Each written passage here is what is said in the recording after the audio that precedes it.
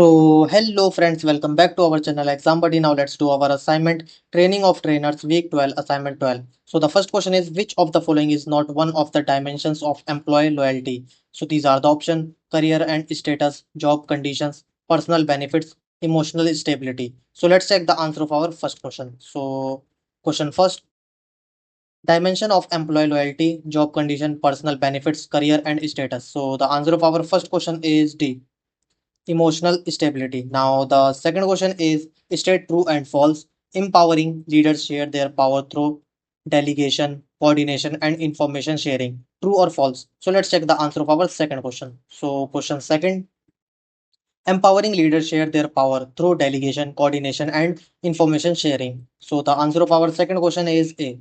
True. Now, the third question is in Dash, employees are given autonomy and encouragement to decide their own goals and path to achieve them. So, these are the options repression, dictatorship, centralization, delegation. So, let's check the answer for our third question. So, question third, delegation, employees are given autonomy and encouraged to decide their own goals and path to achieve them. So the answer of our third question is D, delegation. Now the fourth question is DAS can be promoted by building a trusting relationship between the leader and subordinate and expressing the confidence in an employee's ability and prospects for high performance. So these are the options self-efficacy, conflict, disturbance, ignorance. So let's check the answer of our fourth question.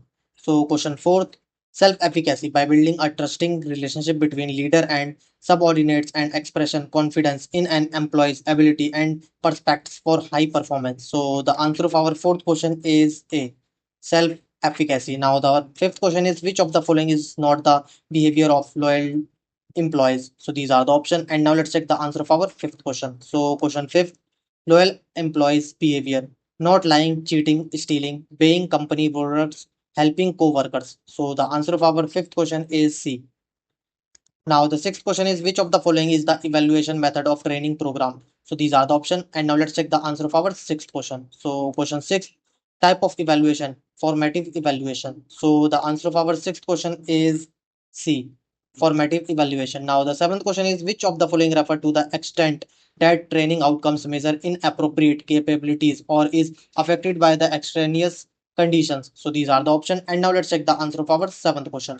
So question seven, criterion contamination refers to the extent that training outcomes measure inappropriate capabilities or are affected by extraneous conditions. So the answer of our seventh question is A. Now the eighth question is which of the following determines the training program's payoff for the company? So these are the option. And now let's check the answer of our eighth question. So question eight, the result are used to determine the training program payoff for the company. So the answer of our eighth question is D, result. Now, the ninth question is does include salaries and benefits for all the employees designing the program material and supplies, equipment or classroom rentals, and the purchases and travel costs. So these are the option. And now let's check the answer of our ninth question. So question nine, direct training cost include salaries and benefits for all employees involved in training, including employees who design the program material and supplies, equipment or classroom rental or purchase and travel costs. So the answer of our ninth question is A, direct training cost. Now, the 10th question is which of the following refer to the ease with which the outcome measure can be collected? So, these are the option reliability, discrimination, practicality, threats to validity. So, let's check the answer of our 10th question. So, question 10th, practicality refer to the ease with which the outcome measures can be collected. So, the answer of our 10th question is C. Now, submit your answer.